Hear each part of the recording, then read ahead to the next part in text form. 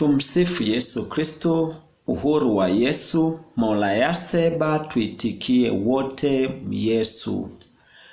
Roho Mtakatifu wa Yesu ananena na ulimwengu. Pinga ushoga na roho zote za kuzimu na kuziombea kwa jina la Yesu.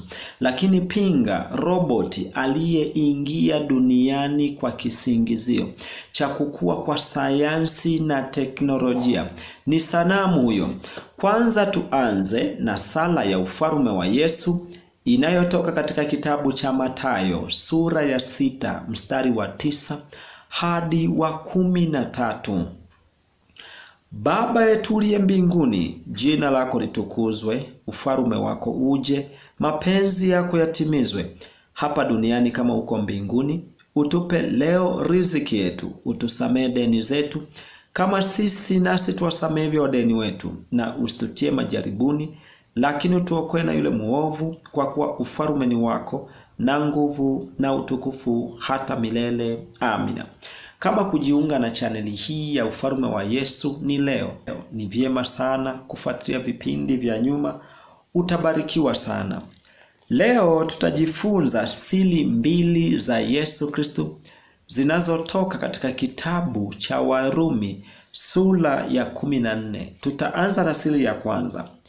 Usimhukumu mwingine. Yeye aliye dhaifu wa imani mkaribisheni, walakini msimhukumu mawazo yake. Mtu mmoja anayo imani anakula vyote, lakini yeye aliye dhaifu hula mboga. Yeye alaye asimdharau huyu asiyekula, wala yeye asiyekula asimhukumu huyu alaye, kwa maana Mungu amemkubali. Wewe unani unayemhukumu mtumishi wa mwingine? Kwa Bwana wake mwenyewe yeye husimama au huanguka, naam, atasimamishwa, kwa kuwa Bwana aweza kumsimamisha. Mtu mmoja afanya tofauti kati ya siku na siku, mwingine aona siku zote kuwa sawa sawa. Kila mtu na adhibitike katika akili zake mwenyewe. Yeye aadhimishaye siku huadhimisha kwa Bwana, naye alaye hula kwa Bwana, kwa maana amshukuru Mungu.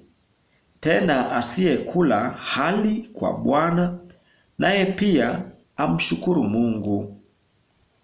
Kwa sababu hakuna mtu miongoni mwetu aishie kwa nafsi yake, wala hakuna afanyaye kwa nafsi yake. Kwa maana kama tukiishi twaishi kwa Bwana, au kama tukifa twafa kwa Bwana. Basi kama tukiishi au kama tukifa tu mali ya Bwana. Maana Kristo alikufa akawa hai tena, kwa sababu hii awamiliki waliokufa na walio hai pia. Lakini wewe je, mbona wamhukumu ndugu yako? Au wewe je, mbona wamdharau ndugu yako? Kwa maana sisi sote tutasimama mbele ya kiti cha hukumu cha Mungu. Kwa kuwa imeandikwa, kama niishivyo, anena Bwana, kila goti litapigwa mbele zangu, na kila ulimi utamkiri Mungu. Basi ni hivyo, kila mtu miongoni mwetu atatoa habari zake mwenyewe mbele za Mungu. Nini tunajifunza hapa tunaposoma siri hii ya kwanza? Usimhukumu mwingine. Cha kwanza, tunafundishwa tumthamini kila mwenzake. Yule mwenye imani tumeambiwa usimhukumu asiyekuwa na imani, na yeye asiyekuwa na imani asimhukumu mwenye imani. Maana yake ni nini? Ukikuta mwenzako ameomba na akapokea miujiza, ujue ni Mungu ndani yake. Hivyo hupaswi kusema anatumia nguvu zingine. Lakini pia ukienda ukamkuta mtu hana imani, usimhukumu wewe mwenye imani kwa kusema huyu ni wa kawaida sana. Kwa hiyo fundisho ni kwamba tuheshimiane, tuombeane, tuishi kwa umoja, na zaidi ya yote tujenge ufalme wa Yesu. Lakini kitu kingine tunaambiwa kwamba yeye aazimishaye siku anaazimisha kwa Bwana, na yeye asiyeazimisha anayeona siku ni sawa sawa, naye yuko sawa kwa sababu ya imani yake, lakini wote wamwelekee Mungu wa mbinguni. Kitu kingine ambacho kiko hapa tunafundishwa, hakuna mtu anayeweza kuishi kwa nafsi yake, na hakuna mtu ambaye anaweza akafa kwa nafsi yake. Ukiishi maana yako unaishi katika nafsi ya Yesu Kristo katika ulimwengu huu, na au kifa unakufa katika Kristo. Na Yesu Kristo alikuja akaishi ili kutuokoa wote tulio hai. Lakini Yesu Kristo alipokufa akaenda kuzimu, alienda tena kuwaleta watu waliokufa. Ndiyo maana Petro alisema kwamba Yesu aliposhuka kuzimu aliziendea zile roho za watu wa kipindi cha Nuhu walioangamia kwa gharika ya maji, akazihubiri kule kuzimu, akaziokoa. Kwa hiyo tukifa tunakufa kwa Kristo, na tukiwa hai tuko tunaishi katika Kristo. Lakini Yesu Kristo ametupatanisha, waliokufa wote ametuleta, na walio hai wote ametuleta, ili tupate kutii sauti yake. Siri ya pili, usimkwaze mwingine. Basi tusizidi kuhukumiana, bali afadhali toeni hukumu hii, mtu asitie kitu cha kumkwaza ndugu au cha kumwangusha. Najua tena nimehakikishwa sana katika Bwana Yesu ya kuwa hakuna kitu kilicho najisi kwa ajili yake, lakini kwake yeye akionaye kitu kuwa najisi kwake, huyo kitu kile ni najisi. Na ndugu yako akiingia huzuni kwa sababu ya chakula, umeacha kwenda katika upendo kwa chakula chako, usimharibu mtu yule ambaye Kristo alikufa kwa ajili yake. Na ndugu yako akiingia huzuni kwa sababu ya chakula, umeacha kwenda katika upendo kwa chakula chako, usimharibu mtu yule ambaye Kristo alikufa kwa ajili yake. Basi huo wema wenu usitajwe kwa ubaya. Maana ufalme wa Mungu si kula wala kunywa, bali ni haki na amani na furaha katika Roho Mtakatifu.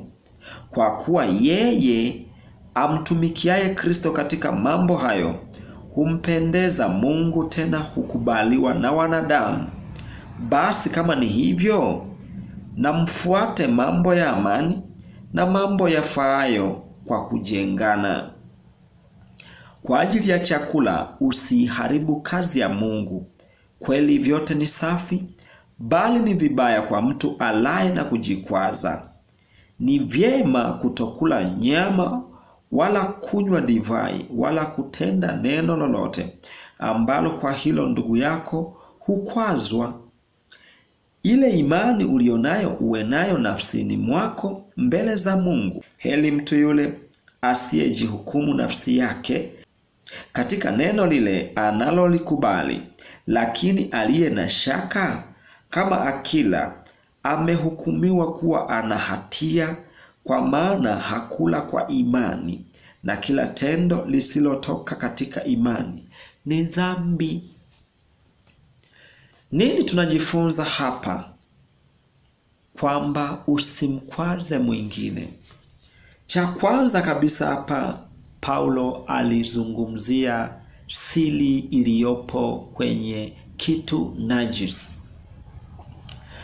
Alifundisha kwamba kitu ambacho ni najisi kinaitwa najisi kwa sababu ya imani yako, lakini hicho kitu pia unaweza usikiite najisi kwa sababu ya imani yako. Maana yake ni nini? ukila kitu na huku unaona ni najisi, dhambi inaingia na ni najisi. Lakini ukila kitu na ukaona sio najisi, sio dhambi, kwa wale wanaokula nguruwe ni najisi kwa mtu yule anayeona ni najisi, lakini sio najisi kwa mtu asiyeona kama ni najisi.